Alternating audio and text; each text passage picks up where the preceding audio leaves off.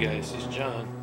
I wanted to show you my latest diorama I finished, which is sort of a two-piece diorama for King Kong Escapes, the 1967 movie made by Toho. And this includes a Billiken Mechani-Kong and a Atomic Misfits Kong. And I made the bases from scratch. They're made from insulation foam that I cut in half and shaped with a hot knife, and I made them so they would roughly go together like this. Not perfectly. One's a little bit taller than the other. That's partly by design because I wanted the Kong to be a little bit closer to the same size, and that helped to do that. So you might look at it like a little seismic activity happened and made a crack there or whatever, but it also enables me to separate them on the shelf if I like. If anyone ever wanted to buy one of them, I could sell them separately. But I just made rubble with after I carved this out of the insulation foam, I paint it with Durham's water putty, and when that hardens, it's pretty rock hard. When I have extra Durham's water putty in the container, I usually use like a yogurt or a butter dish. I let it dry, and then I squeeze the sides of the container, and I put them in another container and shake it up, and it gives me little pieces, and I use that to make rubble. Another thing I do is I take pepper and I put that on the diorama in certain areas. And in this case, I did all this before I painted it, and then I put some other pieces on there. Things like these parts that look like they could be part of a building or something are actually extra pieces of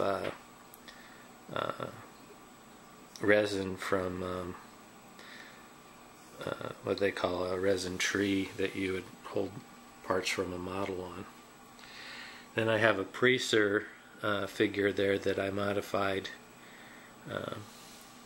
to have her arm up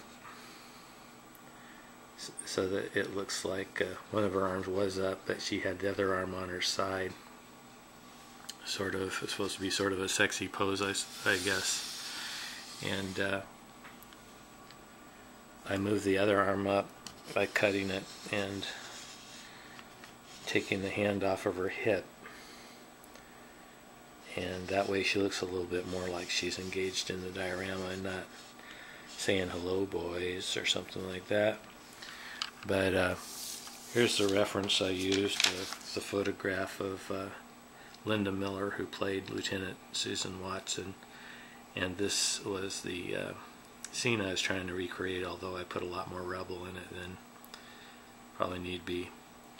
But that's her and Kong's hand there, and she had the outfit that was white with the red triangle there, so that was pretty easy to try to recreate. So there she is. That's a 1 7/8 figure, which is a little less than an inch tall, maybe 3/4, 5/8 of an inch tall, I guess. So anyway, this is this sculpt here is one that I saw, had never heard of, but it's sculpted by Burlee Vang, and it's quite a face, huh?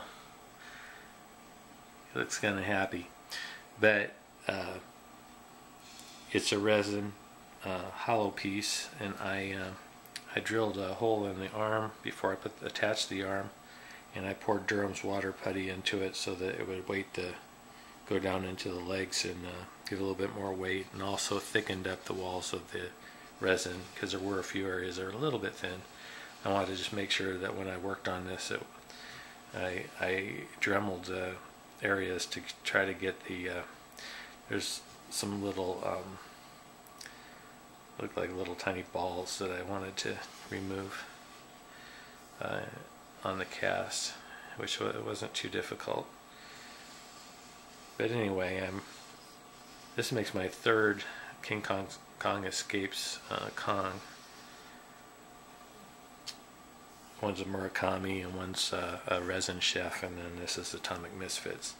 And here's my Billiken Mechani-Kong, and I didn't use any glue to build him. He's completely able to move around. With one hand, I can't really move him, but I can move his arms up and down, move his head around. I can move his jaw. And his legs move a little bit, but it doesn't really help to do that because then he can't stand up. But anyway, he's able to be moved around. And so when I made this diorama, the way I have it right now, I could change it with the Mechanic-Kong, but I had it so that he's kind of looking down at Susan Watson as well. And it's the scene where Susan's down there yelling at Kong. This is in Tokyo, and saying, "Kong, run away. You can't fight him. He's a robot. He's not alive." And but yet Kong still engages him. So it's a kind of a fun movie. If you ever see it, it's kind of fun. The Mechanikong I painted with several coats of metallic paint. First I painted it with a vinyl paint that works really good for prime vinyl models. Then I used several coats of different metallic paints that are like Toyota colors. That the first one I put down, I think, was called a magnetic gray, a really cool dark gray color that was very metallic. And then I hit it with some it was kind of more of a bronze sort of silver color, and then I went with a lighter color yet over the highlights. And so I just used a spray can to do this. And then a couple areas which are not hardly noticeable, I did do a little bit of weathering, and it's kind of hard to see, but I did take a weathering kit I have that you can use on things to make them look old, and I just touched a few areas just to make it look like he didn't just come out of a automobile showroom. So anyway, that is my King Kong Escapes diorama that I just finished. I have just purchased two new King Kong kits. One is one that has Kong against Tyrannosaurus Rex, sculpted by Joe Ladati, and I also got a Sukada 16-inch tall King Kong that is holding Ann Darrow in one hand. And I plan to build that, and I have several other kits I haven't built. I like to try to build one kit a year that's Kong related. I might expedite that because I'd like to do an exhibit someday called Confrontations. And if you think that sounds like a good idea, let me know what you think. But I'm always on the lookout for good Kong material.